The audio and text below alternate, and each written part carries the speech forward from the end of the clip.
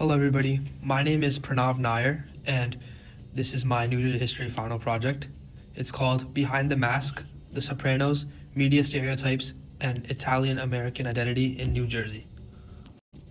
So for a little bit of background information and introduction, when people think about Italian Americans in New Jersey, many immediately picture slick back hair, suits, gold chains, thick accents, and connection to organized crime or mafia. For many Americans, this image does not come from personal experience or anything in their lives, but from the television show called The Sopranos that aired in 1999. The Sopranos became one of the most influential television shows in the United States in the entire history. While it is widely praised for its writing and psychological depth, the show also reinforced a narrow and criminalized image of Italian Americans in New Jersey.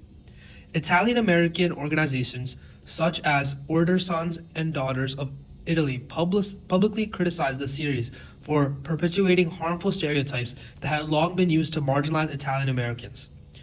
We saw this in one of the Newport Daily News reports back in 2021 when people started to speak up about the stereotypes and the issues that they were facing because of the TV show.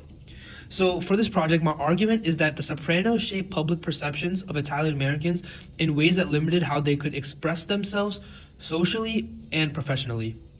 These portrayals encouraged stereotypes that associated Italian identity with violence, aggression, and criminality. And as a result of this, many Italian Americans felt pressure to manage how they presented themselves, and they were forced to downplay, alter, or perform their identity in order to be taken seriously and not looked at as a criminal.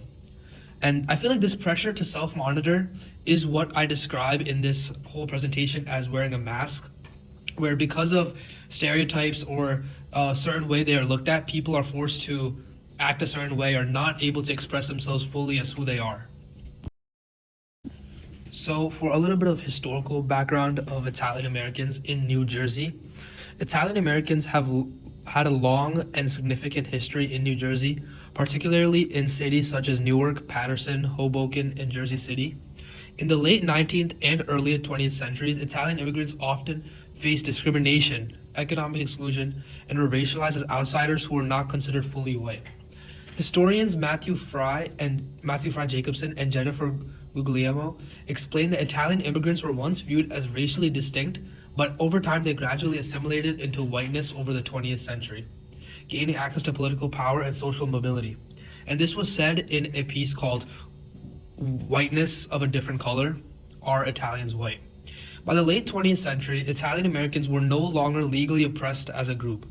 However, scholars argue that assimilation does not erase ethnic stereotypes. Instead, these stereotypes often persist through popular culture and media, shaping how ethnic groups are remembered and represented long after structural barriers have diminished.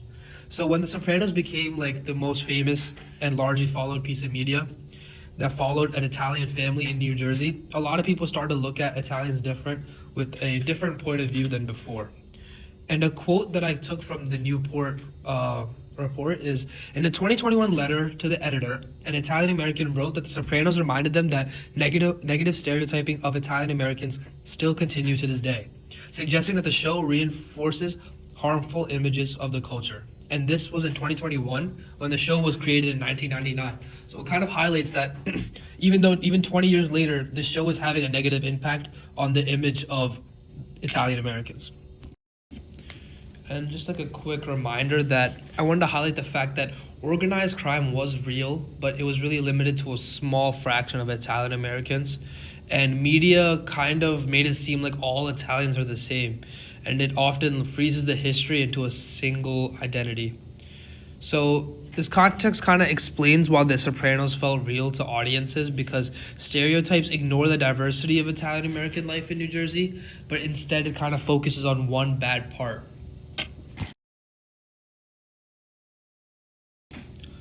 So for the next part, we're going to talk about The Sopranos as a media case study. The Sopranos is set in North Jersey and centers almost entirely on Italian American characters involved in organized crime. Media scholars argue that repeated associations between ethnicity and criminality can cause audiences to mix together fiction with reality. especially when alternative representations are limited and they're not familiar with Italian history or they're not around Italians as much. Although the creator of Sopranos, David Chase, claimed the series is meant to critique mob life, Italian American advocacy groups argued that the show reinforced the idea that Italian culture itself was inseparable from crime. Letters to editors and opinion pieces published during and after the show's run reveal sustained backlash against the cultural impact, as we quoted earlier from the Newport Daily News. Because the series was set and filmed in New Jersey, its influences was particularly strong locally. Viewers often applied fictional character traits such as being aggressive, moral corruption, and hypermasculinity to real Italian Americans, and this reinforced long-standing stereotypes discussed in ethnic studies.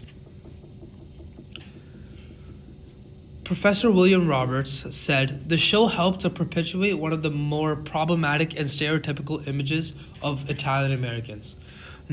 Noting its inflated image of organized crime casts a shadow over both New Jersey and Italian American community." So for the next part, I want to discuss the social consequences of stereotyping. These media portrayals had real social consequences, and Italian Americans were frequently reported being subjected to jokes about the mafia, they were asked invasive questions about criminal connections, or they were mainly treated as aggressive or unprofessional just based on cultural markers like their accent, the way they dress, or their mannerisms.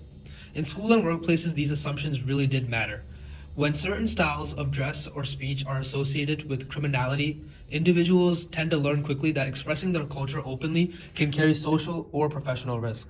And rather than being excluded outright, they're subtly pressured to conform to dominant expectations. So really, like, if they went to apply for a job and they're seen as aggressive, they're less likely to be hired, and it would ruin their chances of getting the job. Next, I want to talk about my main argument or my main point of this entire presentation, and that's wearing the mask and identity management. So in response to these pressures that we previously talked about, many Italian Americans learned to wear what sociologists describe as a mask. And it's a concept related to Irving Goffman's theory of self-presentation. And this mask that they wear functions as a strategy for navigating spaces where stereotypes shape who they are and shape the expectations of that person. In professional or academic settings, some individuals downplayed their Italian identity, and they did this by softening their accents, avoiding cultural references, and altering the way they dressed, or they even had to distance themselves from Italian American communities. This behavior aligns with scholarship on respectability, politics, and identity management in ethnically stigmatized groups.